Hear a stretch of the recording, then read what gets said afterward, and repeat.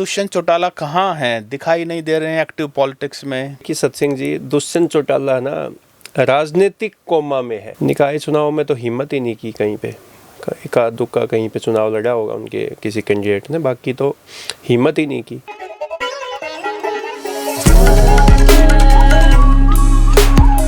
नमस्कार, मेरा नाम है सत्सिंह। दी हरियाणा टॉक्स की विशेष प्रोग्राम मुद्दा में आपका स्वागत है। आज का बड़ा मुद्दा है, कहाँ है दुष्यंत चौटाला? जननायक जनता पार्टी के सबसे बड़े नेता, farmer deputy chief minister Dushyant Chautala आजकल एक्टिव दिखाई नहीं दे रहे हैं। दुष्यंत चौटाला 2014 में पहली बार हिसार से एमपी बन करके राजनीति में आए थे और उसके बाद 2019 में उचाना से उन्होंने चुनाव लड़ा और भाजपा के साथ गठबंधन की सरकार चलाई। उसके बाद दुष्यंत चौटाला अभी एक्टिव नहीं है। हाल ही में बीजेपी ने तीसरी बार हरियाणा में विधानसभा में सरकार बनाई है। कांग्रेस विपक्ष में है, लेकिन बाकी विपक्ष की पार्टियां, इंडियन नेशनल लोकदल, जननायक जनता पार्टी, उनके बारे में बात करना भी ज़रूरी है।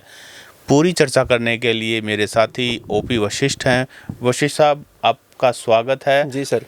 और ये बताइए, दुष्यंत चौटाला कहाँ हैं? दिखाई नहीं दे रहे हैं एक्टिव पॉलिटिक्स में। कि सत्सिंह जी, दुष्यंत चौटाला ना राजनीतिक कोमा में है। लोकसभा चुनाव, उसके बाद तुरंत विधानसभा चुनाव और फिर निकाय चुनाव। निकाय चुनाव में तो हिम्मत ही नहीं की कहीं पे, एका दुक्का कहीं पे चुनाव लड़ा होगा उनके किसी कैंडिडेट ने, बाकी तो हिम्मत ही नहीं की। तो ये राजनीतिक कोमा में है दुष्यंत चौटाला। और अभी वो इस देख रहे हैं कि आखिर मैं पब्लिक के बीच में कैसे निकलूं, कैसे उनको फेस कर पाऊंगा, क्योंकि लोग तो रुके नहीं। चुनाव से ठीक पहले, विधानसभा चुनाव से पहले ही भगदड़ मच गई थी जेजेपी में। कुछ बीजेपी में तो ज़्यादातर जो लोग हैं, 6 एमएलए उनके 10 में से ज़्यादातर जो लोग थे वो बीजेपी की बजाय कांग्रेस में शिफ्ट हो गए थे। कार्यकर्ता भी, पदाधिकारी भी, आप देखते होंगे चुनाव से पहले जब कैंपेनिंग चली हुई थी तो किसी भी गांव में दीपेंद्र सिंह हुड्डा, भूपेंद्र सिंह हुड्डा जब जा रहे थे, इस इलाके की बात मैं कह रहा हूँ खासकर, तो वहाँ पे जो मंच पे जजपा के जिला उपाध्यक्ष, जजपा के ब्लॉक के कोई अध्यक्ष, मतलब ऐसे लगातार उनके ये कांग्रेस पार्टी में शामिल होने की जो सूचनाएं हमें मिलती थी, उनके सूचना जो कार्यकर्ता जो देते थे हमें, तो ये दुष्यंत चौटाला जो है वो पूरी तरीके से ये कह सकते हैं कि वो अभी उस कोप भवन से ही बाहर नहीं निकल पा रहे हैं। और अभी हालांकि जो संगठन है वो भी भंग है। अभी प्रदेश का जो संगठन है, प्रदेश अध्यक्ष और राष्ट्रीय अध्यक्ष के अलावा कोई भी पद जो है वो अब किसी भी कार्यकर्ता के पास नहीं है। जी। तो दुष्यंत चौटाला, आप ये कह रहे हैं कोप भवन में है, आपने दूसरा शब्द यूज़ किया, राजनीतिक कोमा में है। और राजनीतिक कोमा में होने के कारण साफ साफ है कि दुष्यंत चौटाला ने 2019 में जो मैंडेट हासिल किया था हरियाणा में, 10 विधायक उनके बने थे, वो इसलिए बने थे कि उन्होंने बीजेपी की मुखालफत की थी। उन्होंने मनोहर लाल खट्टर मुख्यमंत्री के खिलाफ बहुत कुछ बोला था। तो खास करके जो किसान वर्ग है, जाट वर्ग है, वो इस बात से बड़ा प्रभावित हुआ कि कोई तो आया जो बीजेपी को और मनोहर लाल खट्टर को इस तरह से आड़े हाथों ले रहा है।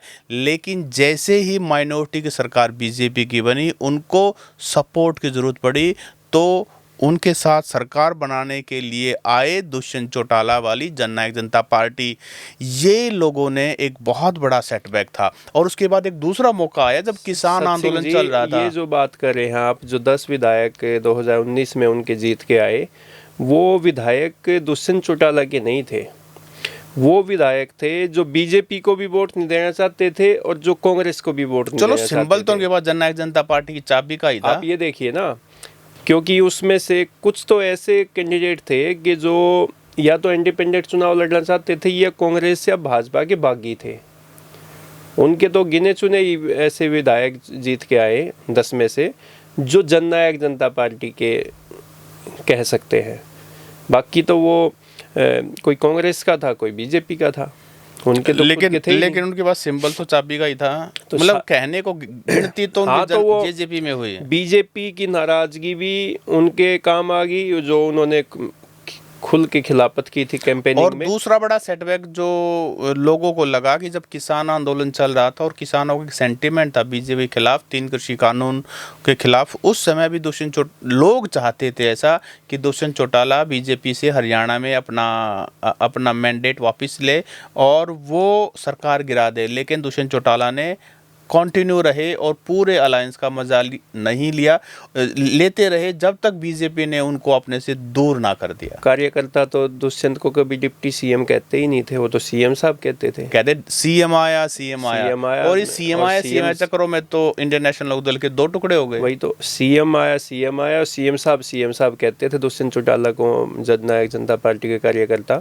और ये जो कृषि कानूनों की आपने बात की, जो अलायंस बीजेपी के साथ, जो अलायंस के समय में जो किसान आंदोलन हुआ, किसान मूवमेंट हुआ, उसमें किसान जैसे खेत को समतल करने के लिए मैज मारता है, उन्हीं किसानों ने जननायक जनता पार्टी के पूरी राजनीतिक तौर पे जैसे ना मैज मार दी, खेत में मैज मार के समतल नहीं कर दिया करें, ऐसे ही मैज मार दी थी उनको। यही कारण है कि लोकसभा चुनाव में भी साफ, विधानसभा में भी साफ, जमानत तक नहीं बचा पाए। दुष्यंत चौटाला उचाना से जहां 92,500 वोट लिए थे 2019 में, 2024 में उचाना से 5वें नंबर पर रहे थे, 8-9 हज़ार के करीब सिर्फ वोट आए। 5वें नंबर पर दुष्यंत चौटाला, जो कि 4.5 साल डिप्टी चीफ मिनिस्टर रहे। उचाना से कभी ओम प्रकाश चौटाला चुनाव लड़ते थे और वहां से वीरेंद्र सिंह चुनाव लड़ते थे। जब डिप्टी चीफ मिनिस्टर रहे 4.5 साल,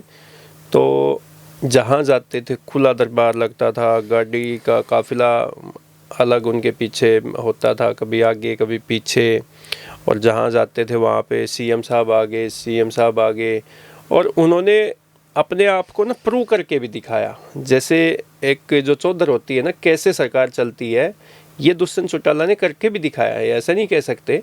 वो अलग बात है कि वो अपनी पार्टी के कार्यकर्ताओं के काम नहीं करवा पाए, इस कार्यकर्ता नाराज है। पिछले दिनों 30 मार्च को दिल्ली में राष्ट्रीय कार्यकारिणी की बैठक हुई थी, जिसमें डॉक्टर अजय सिंह चौटाला ने वो बैठक ली थी।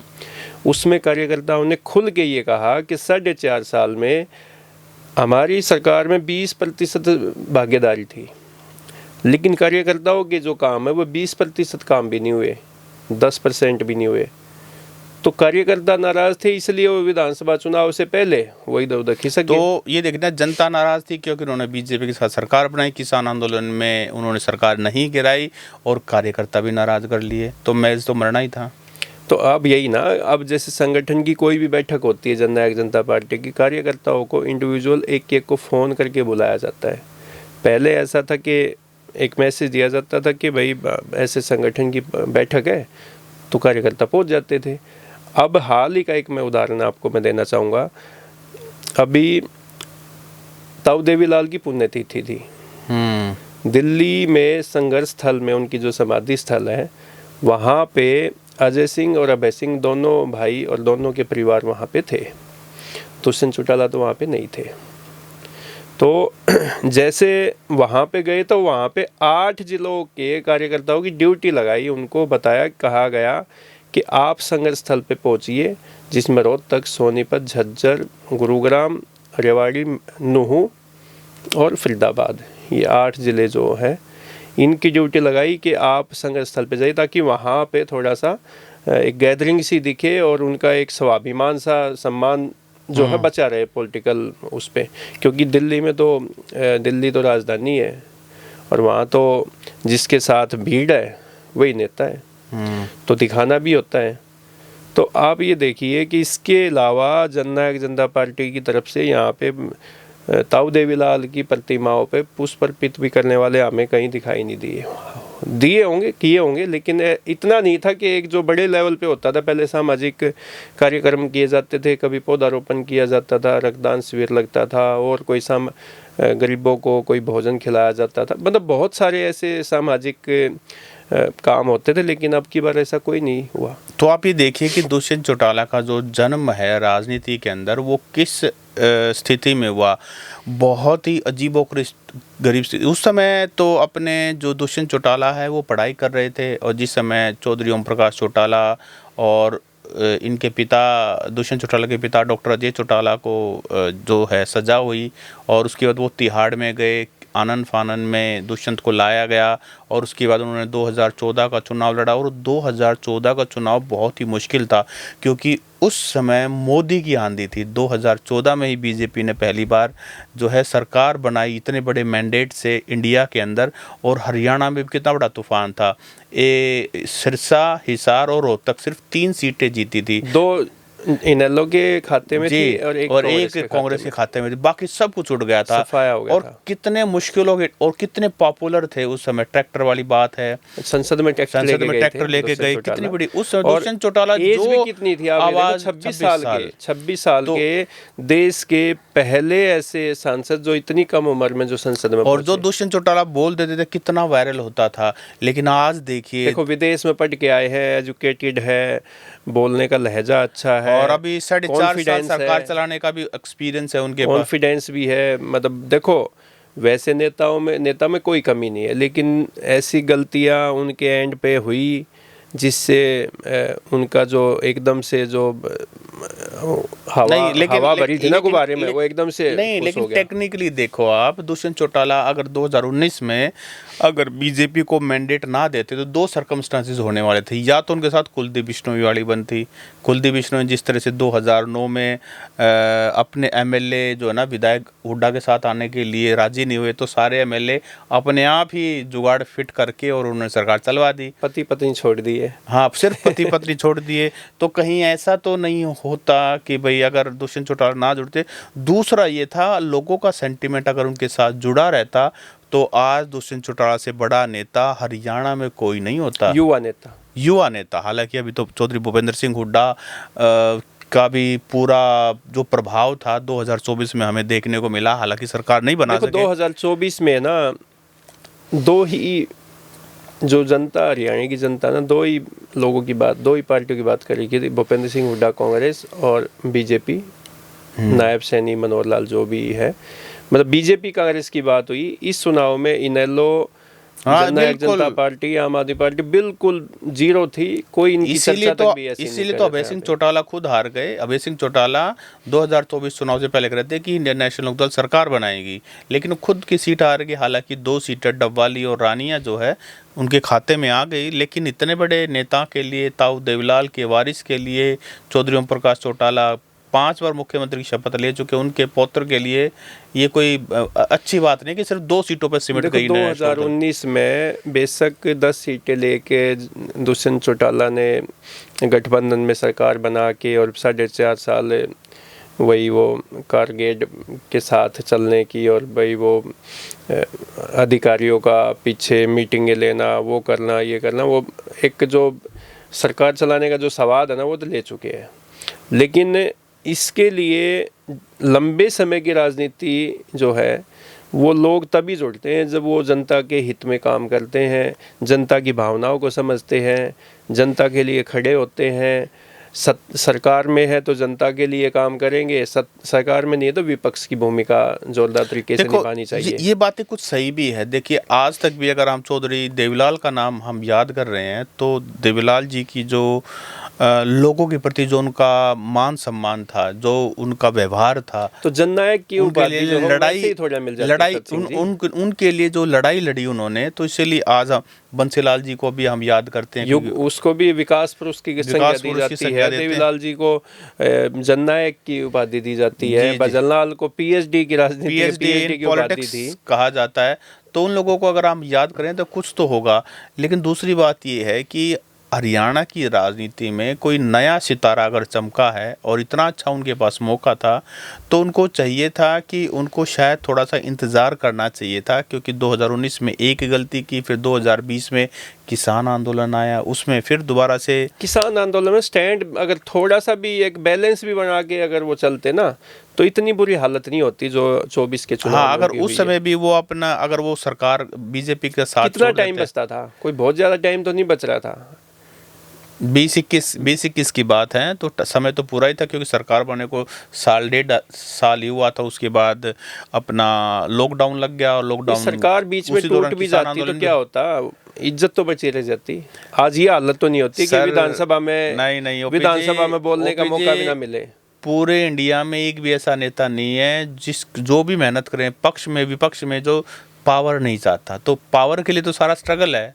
ये तो चौधरी देवीलाल टाइम की पावर है? ये तो चौधरी नहीं, चाहे एक दिन की पावर भी है, वही बहुत है। ये अच्छा, तो वो एक दिन का सीएम है। मैं ये कह रहा हूँ, चौधरी देवीलाल जैसे लोग हुआ करते थे, जिनको कहते थे भाई मुझे ना इसमें राज में मजा नहीं आ रहा, मेरे को तो उसी में है, रोड पे संघर्ष कर रहे हैं, और जो देखो वो लोग अलग ही थे।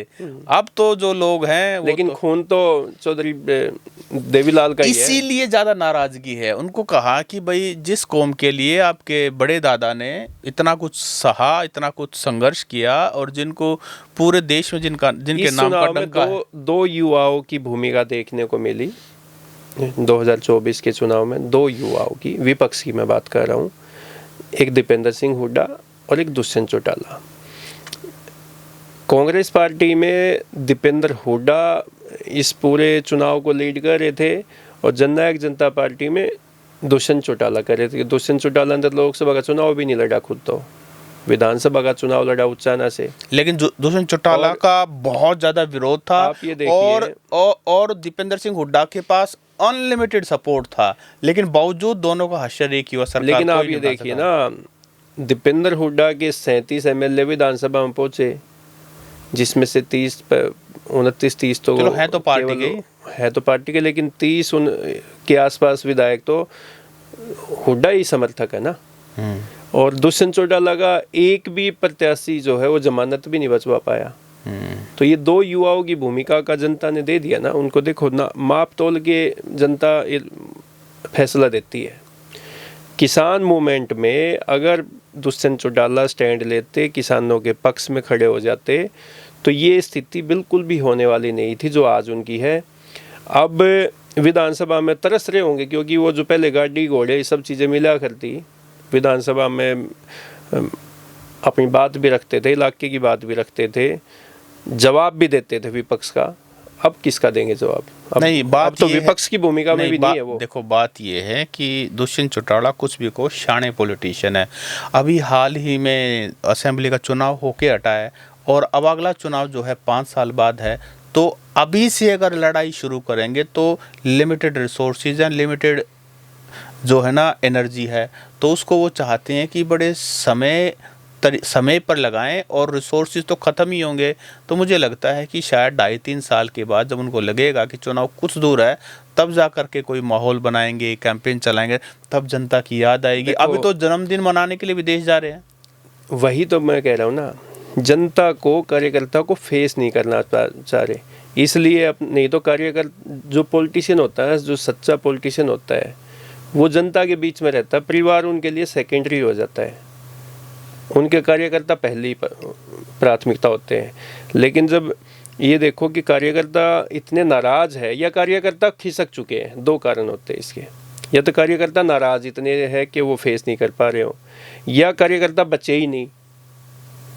तो तभी तो परिवार के साथ जाके विदेश में जन्मदिन मनाएंगे ना नेता, नहीं तो नेता तो पब्लिक के बीच में रहते हैं।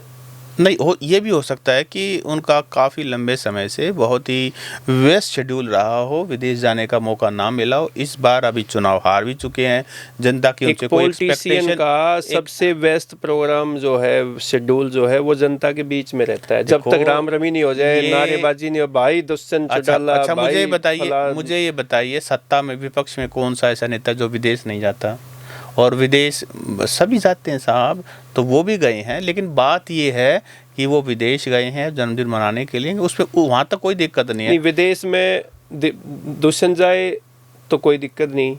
प्रियंका गांधी अपने बच्चों से मिलने विदेश चली जाए तो कहते हैं वो देखो ये गांधी परिवार यहाँ छोड़ के पब्लिक को वहाँ पहुँच गया। आप क्या बात कर रहे हो? प्रियंका गांधी ऐसे समय पर पार्लियामेंट से नदारद है जब जो वक्फ अमेंडमेंट बिल आया है, तो आप ये बताइए कि विपक्ष क्या मैसेज देना चाहता है। एक तरफ तो हमदर्दी जताते माइनॉरिटीज़ का, और जब बात आती है वोट करने की तब वो गायब हो जाते हैं। विधानसभा चुनाव, लोकसभा चुनाव के बाद दुष्यंत चौटाला की कौन सी ऐसी स्टेटमेंट है कि जो आपने सरकार के गलत फैसले के अगेंस्ट कोई एक भी शब्द बोला हो? नहीं, बिल्कुल सही बात है। बजट तो लेकिन आप बजट को लेकर कोई बात नहीं आई, और कोई बात ऐसी नहीं आई। लेकिन आपने अगर अनिल विज की स्टेटमेंट याद हो, और आपको याद हो लॉकडाउन के दौरान और उसके बाद भी कई सारे केसेस का एक पुलिंदा बना हुआ है, वो फाइल जिसके खिलाफ तैयार हो जाती है उसके बाद बोलने का भी उतरा जाता है किसी का। देखो, अभी तो आरोप है, मैं तो वही आरोप ही कर रहा हूँ मैं और भाजपा गठबंधन में रहते हुए उन पे न कई ऐसे संगीन आरोप लगे। आबकारी का लगा, शराब घोटाले का लगा, फिर उसके बाद रजिस्ट्रियों का एक घोटाले का आरोप लगा, एक और उन पे आरोप लगे, 3-4 ऐसे आरोप लगे हैं जिनकी जांच भी खोल ली भाजपा ने। और वो जांच की फाइल तो खोल देती है भाजपा, लेकिन उसको बंद कभी नहीं करती और आगे भी नहीं सरकाते, उसमें कार्रवाई भी नहीं होती, उसका फैसला कभी नहीं होगा। भाजपा के पास ये सबसे तगड़ा हथियार है कि वो फाइल खोलती है, बंद कभी नहीं होती, पूरी कंप्लीट कभी नहीं होती। ये सभी सरकारें करती आई हैं, भाजपा कोई अलग नहीं करी है। अभी ये तो भाजपा की बात करेंगे ना, अभी तो भाजपा, क्योंकि पिछले 3 टर्म से भाजपा है, तो और किसकी बात करेंगे हम? तो 3 टर्म से भाजपा है। लेकिन तो मैं ये उससे कह रहा हूं, पहले जो हुआ वो तो सबके साथ हुआ। पहली वाली सरकार ने सिखाया है कि कैसे किया जाता। हाँ, ये थोड़े से और एडवांस हो गए, ये थोड़े से और शार्प हैं। ये कान नहीं मारने देते, मतलब ये है नेता को नेता को कान नहीं मारने देते। जब से देश आज़ाद हुआ, जब से एक ही पार्टी की सरकार बार बार बनी, तो उसके पीछे कोई कारण है।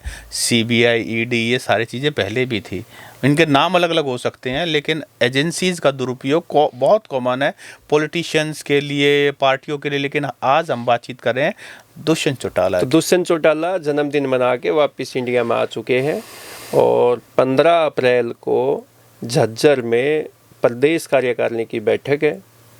इससे पहले सभी जिलों में संगठन बनाने के लिए प्रभारी नियुक्त किए गए हैं, और प्रभारियों ने जो रिपोर्ट है जिला वाइज, वो 14 अप्रैल तक रिपोर्ट सबमिट करवानी है। 15 अप्रैल को प्रदेश की कार्यकारिणी का गठन हो जाएगा, मे भी, जहाँ तक संभावना है। और उसी दिन जो है वो जिलों के अध्यक्ष है उनकी भी नियुक्ति हो जाएगी। तो उसके बाद हो सकता है कि हम तो उम्मीद करेंगे कि एक विपक्ष की भूमिका में दुष्यंत चौटाला मैदान में आए, और जनता की जो बात है, विपक्ष की जो बात है, वो उठाए। विधानसभा में तो रास्ते बंद हो चुके हैं, रोड तो है ही, और विपक्ष का काम तो है ही रोड। हाँ, बेशक आज उनके पास एक भी एमएलए ना हो, लेकिन एक अगर आप सरकार में नहीं है तो आप विपक्ष में, और आप विपक्ष में है तो आपका काम है लोगों के जनहित के मुद्दे उठाना। और दुष्यंत चौटाला बखूबी तरीके से जानते हैं कि किस तरह से आपको मुद्दे उठाने हैं, क्योंकि जब दुष्यंत चौटाला ने 2014 से 2019 तक जो जो मुद्दे उठाए, इतने ज़्यादा वायरल थे। दुष्यंत चौटाला जो कोई भी स्टेटमेंट देते थे, जो कुछ भी ट्वीट करते थे, वो बहुत ही ट्रेंड हो जाता था। देखो, किसान मूवमेंट के बाद उन्होंने एक्सपेरिमेंट किया राजस्थान में, चुनाव लड़ने की हिम्मत की कुछ सीटों पे, सब सीटों पे प्रत्याशियों की जमानत जब्त तो बुरी तरीके से हुई। फिर हरियाणा के चुनाव हुए, लोकसभा के, विधानसभा के, अभी हाल ही में दिल्ली विधानसभा के चुनाव हुए। हर बार हर चुनाव में जननायक जनता पार्टी इनेलो वहाँ पे चुनाव लड़ती रही है, दिल्ली में, भारी दिल्ली में अपने प्रत्याशी उतारती रही है, या गठबंधन में किसी की सपोर्ट की है। अब की बार दिल्ली में चुनाव में जननायक जनता पार्टी ने और इनेलो ने हिम्मत तक नहीं की वहाँ पे कि अपना कोई एक सीट पे, 2 सीट पे अपने प्रत्याशी उतार दे, या किसी की सपोर्ट में ही चले जाए, समर्थन में ही चले जाए। दिल्ली की तरफ मुँह करके भी नहीं सोते अब तो। देखो, वैसे ऐसा कहते हैं कि बीजेपी जिसके साथ भी गठबंधन करती है, उसके बाद वो गठबंधन वाली पार्टी नहीं वो उसको खत्म ही कर देती है। हाँ, वही, वो खाट खड़ी होगी, पहले तो खाट पर बैठ के हुक्का भी हुआ, और फिर उसकी खाट परमानेंट खड़ी हो जाती है। जिसके साथ भी होते हैं, तो ये देखिए जितने भी बंसीलाल परिवार का आप देख लीजिए, अब भजनलाल परिवार का तो कैसे, बंसीलाल परिवार में तो आज वो 5 उंगली जो है घी में। आपकी बात सही है, 5 उंगलियां घी में है, लेकिन आप ये भाई किरण चौधरी जी को कांग्रेस छोड़ी और उनको देखो राज्यसभा में भेज दिया। अभी वो बेटी को श्रुति को विधानसभा में टिकट दिया, मंत्री बना दिया, और इससे ज्यादा एक सीट तक लिमिट कर दिया है सर। 2 नहीं, 2 कैसे है भाई, एक राज्यसभा में नहीं, और मैं एक, सीट तो एक ही होगी ना, वो तो ठीक है, उनको एक सेंटर में एक ये वो भाजपा जगह- है जो ये कहती है कि हम वंशवाद को बढ़ावा नहीं देते। उन्होंने और भजनलाल उस परिवार, भाजपा से 2 सीटें, माँ और बेटी दोनों। हाँ, और भजनलाल परिवार का देख लीजिए आप। चलो भजनलाल परिवार का तो ये कुलदीप बिश्नोई की जो ईगो है, अब वो ईगो भी है, पर ईगो जो ऐसा की कहा वजह से जाता और है, अनमेच्योर जैसे नहीं, ऐसा पॉलिटिशियन उसको कहा जाता है, ऐसा ऐसे कहा कहते हैं। जाता है कि कुलदीप बिश्नोई जो है ना, वो बिजनेसमैन ज़्यादा है, पॉलिटिशियन, पार्ट टाइम पॉलिटिशियन है। उनको जब जो मन करता है, सूट करता है, उस हिसाब से वो कर लेते हैं। लेकिन उनके लड़के जो भव्य बिश्नोई हैं, पहले विधायक भी बने थे, लेकिन उसके बाद एक बार लग रहा था कि एक नया खून आया है और कुछ करके दिखाएंगे। कहाँ पे बने थे आप ये बताओ? लोकसभा का चुनाव लड़ा 19 का, भव्य ने बुरी तरीके से हारे। फिर कुलदीप की जो सीट खाली हुई उस पे इन्होंने चुनाव लड़वाया, उपचुनाव। हाँ, उसमें जीते थे। उपचुनाव में पूरे पसीने छुड़ा दिए जेपी ने, और मनोहर लाल जब वहाँ पे मुख्यमंत्री हरियाणा के थे उस टाइम पे, उन्होंने पूरी ताकत झोंक दी। मीनू बेनीवाल को भी वहाँ से इस मिशन पे लगाया गया, और जो भाजपा के जितने भी दिग्गज थे उन सब लोगों ने वहाँ पे ताकत झोंकी, जब जाकर मुश्किल से चुनाव में जीत हुई थी। जीत हुई ना, और उसके बाद अगला चुनाव 24 का बिल्कुल फ्लैट हो गए ये तो उन्होंने हरा दिया बिश्नोइयों ने। नहीं, बिश्नोइयों ने तो चलो दी है वोट, लेकिन कांग्रेस के एक प्रशासनिक अधिकारी चंद्र प्रकाश को टिकट दिया, उन्होंने चित मारा। नहीं, उसके पीछे बहुत बड़ा कारण है। कहीं ना कहीं बिश्नोई परिवार को ये लगने लगा था कि आदमपुर की जो सीट है वो सीट आपकी दादालाई सीट है, और इन लोगों के पास कोई चारा नहीं है, कोई ऑप्शन नहीं है। लेकिन जनता ये जिसको बनाती है उसको धरती में भी रख देती है जब समय तो अब दुष्यंत चौटाला के लिए अब ये जो प्रदेश का जो संगठन का जो काम है, जो 15 अप्रैल है, हम तो उम्मीद ये करते हैं कि 15 अप्रैल के बाद दुष्यंत चौटाला फील्ड में भी नज़र आएंगे और जनता की आवाज़ भी उठाते आएंगे। नहीं उठाई तो 29 में तो इससे भी बुरी हालत होनी है, क्योंकि परिसीमन हो जाएगा उससे पहले। और लेकिन देखो, सच्ची बात ये है कि अभी कोई भी पॉलिटिशियन, चाहे कांग्रेस हो, कांग्रेस तो अपना लीडर ऑफ अपोजिशन नहीं बना पा रही है, जबकि सब कुछ है उसके पास। कांग्रेस हो, जननायक जनता पार्टी, ये सब शांत रहने वाले। डिलिमिटेशन होगा, कितनी सीट कहाँ होंगी, क्या बिगड़ेगा, क्या बनेगा, नए समीकरण बनेंगे, उसके बाद ही ये लोग जनता की आवाज़ उठाएंगे। ये सही बात है, ये सच्ची बात है। अभी विपक्ष की भूमिका 0/0 ही रहने वाली है। कहने कवाने को कभी प्रेस कॉन्फ्रेंस कर दी, कभी कोई स्टेटमेंट दे दी, इससे ज़्यादा जमा खर्च ज़्यादा करेंगे नहीं ना वो। सत्सिंह जी, एक बात और भी जनता के बीच में घूमने लग रही है, आप उसको आपके सामने भी आती होगी, हमारे सामने तो काफ़ी लोग कहने लगे। अब तो ये कहने लगे कि भाई 2029 लगा लो, 2047 लगा लो, रहनी तो बीजेपी ही है।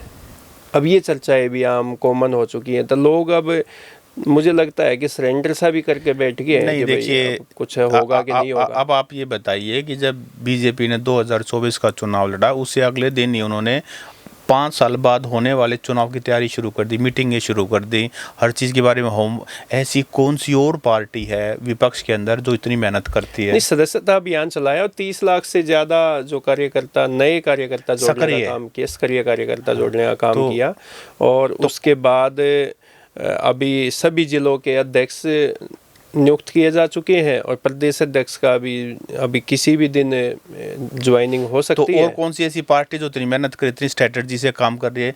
जो कोई मेहनत करेगा नहीं ग्राउंड के ऊपर, जब कोई स्ट्रक्चर ही नहीं बनाएगा, तो उसकी जीत की संभावना अपने आप ही 0 है। भाजपा जैसी पार्टी का तो देखो, जितना वो माइक्रो लेवल पे काम करते हैं, संगठन को लेके भी सरकार को भी ऐसे ही चलाते हैं, परिणाम भी उससे अनुरूप होंगे। भाजपा से बढ़िया तो देखो संगठन और अनुशासित पार्टी कोई भी नहीं है, ना कांग्रेस है, ना कोई क्षेत्रीय पार्टी है। नहीं, आप ये कांग्रेस का तो अभी देखिए ना कि हुड्डा साहब के हाथ में भरी भराई सजी सजाई थाली थी, और आपने क्या हुआ, आपस की कांग्रेस की फूट की वजह से दम।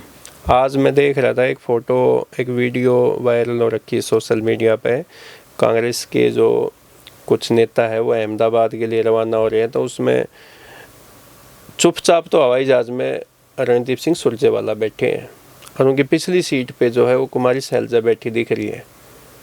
उसमें दीपेंद्र हुड्डा भूपेंद्र हुड्डा नजर ही नहीं आई। हो सकता है वो प्लेन को चला रहे हो। क्योंकि कांग्रेस में बिना भूपेंद्र दीपेंद्र के, ये तो बीजेपी भी कहती है कि भैया कांग्रेस जब तक ये हुड्डा साहब हैं, जिस दिन हुड्डा साहब जाएंगे कांग्रेस को पता लग जाएगा कि उसके पास की क्या वजूद है। हरियाणा की जनता जो है, खासकर जो जाट समुदाय है, किसान समुदाय है, वो सबसे ज्यादा नाराज जो है 2024 के इलेक्शन में भूपेंद्र सिंह हुड्डा से ही है। खैर, आज का हमारा चर्चा का विषय था दुष्यंत चौटाला कहाँ हैं, क्यों नहीं वो एक्टिव पॉलिटिक्स में दिखाई दे रहे।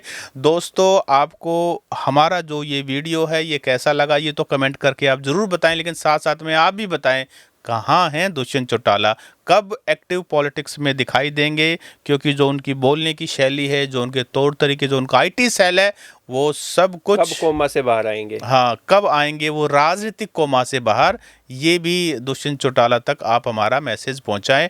तो भी जी, आपने समय दिया, आपका बहुत बहुत धन्यवाद। Thank you sir.